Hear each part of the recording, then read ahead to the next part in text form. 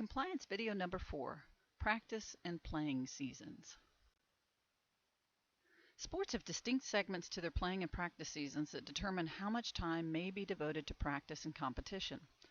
All of our sports except basketball have two distinct segments to their playing season, a championship segment and a non-championship segment, with one segment occurring in the fall and the other in the spring. As a winter sport, basketball only has a championship segment that spans parts of the fall and spring semesters. When teams are not in their playing season, they are in their out-of-season segment. Prior to the beginning of your sports seasons, all head coaches are required to declare their playing season by submitting the Declaration of Playing Season form. On this form, coaches note when practices begin and end and how many dates of competition or contests they have scheduled, including scrimmages, exhibition games, and any other contests against outside competition. Coaches will also designate their week, whether they will use, for example, a Sunday through Saturday week or a Monday through Sunday week. This will be the weekly framework they will use throughout the academic year for recording required activities each week.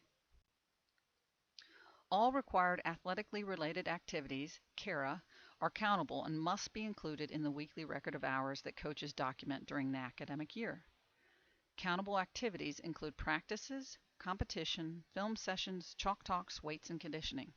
Activities that are not countable, even though they may be required, are academic meetings, team travel, study tables, and community service. There are clear limits on the number of hours coaches may require of their student athletes. During the playing season, whether it's the championship segment or non-championship segment, the limit is 20 hours per week. When teams are outside of the playing season, and in the segment we call the conditioning segment, weekly hours are limited to 8. Along with the time limits for CARA, there are also requirements for days off. During the playing season, when CARA is limited to 20 hours per week, coaches must provide 1 day off per week. During the conditioning segment, or 8-hour weeks, coaches must provide 2 days off per week. Thus, as coaches turn in their weekly record of CARA during the playing season, they will need to make sure that each sheet includes 1 day off. The day off does not have to be the same day each week. When teams are out of season, and this excludes football, so in their conditioning segment or 8-hour week, coaches may use up to 2 hours per week in individual skill instruction.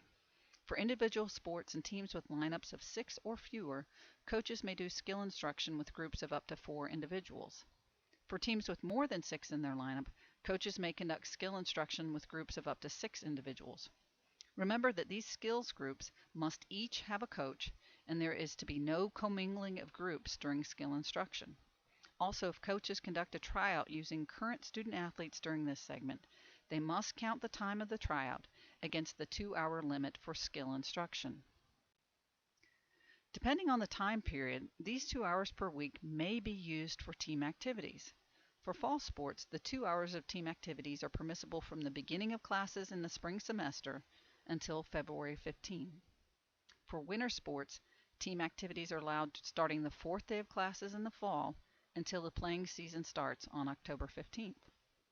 For spring sports, the time frame for team activities is the 4th day of classes until the start of the non-championship segment. This is a good place to talk about what constitutes voluntary activities. For athletically related activities to be considered voluntary, the following criteria must be met. Student athletes cannot be required to report their activities, and other coaches may not report their participation. Student athletes must request or initiate the participation in the activity.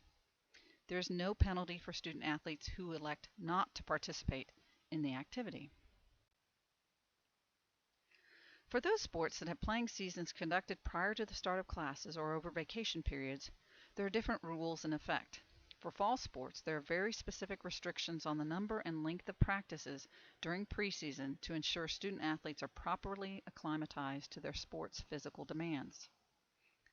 Over vacation periods, only those sports that are in season, whether in their championship or non-championship segment, may have required practices.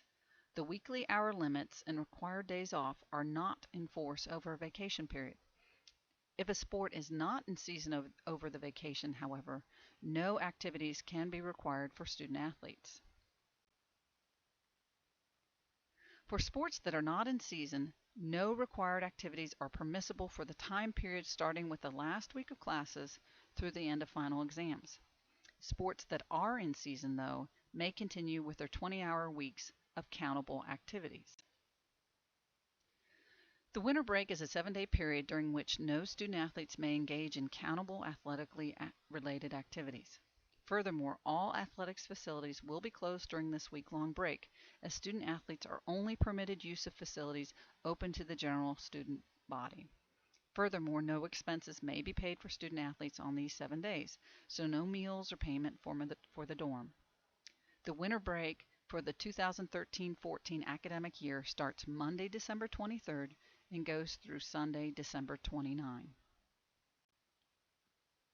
Except for football, sports teams are required to take a 2-week break from all countable athletically related activities at the conclusion of their season. The conclusion of the season is when all competition is completed and the team is no longer in consideration for postseason play. During this 2-week break, you may conduct end-of-season meetings and student athletes may engage in voluntary activities, but no athletically related activities can be required.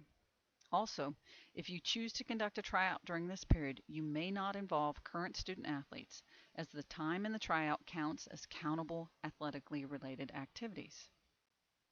Here are a few other additional restrictions.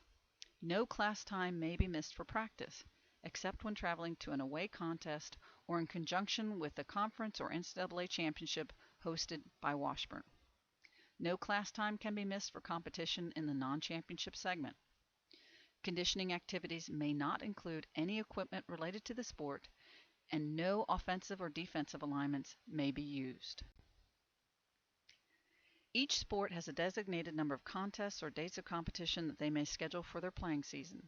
Please note that any scrimmage or play against outside competition counts against your contest limitations. In computing your number of allowable contests or dates of competition, please note the various exemptions available to you. Annual exemptions are those contests that you may exempt each year, things like conference tournament matches or an alumni game. Discretionary exemptions are generally limited to 3 per year, and they include exhibition games, scrimmages, and competition against non-Division II 4-year institutions. Foreign tours are a once in 4-year exemption. Contest exemptions are sport-specific, so be sure to consult the full list of contest exemptions for your sport in Bylaw 17. This is Coach Duggleby with your practice and playing seasons compliance question.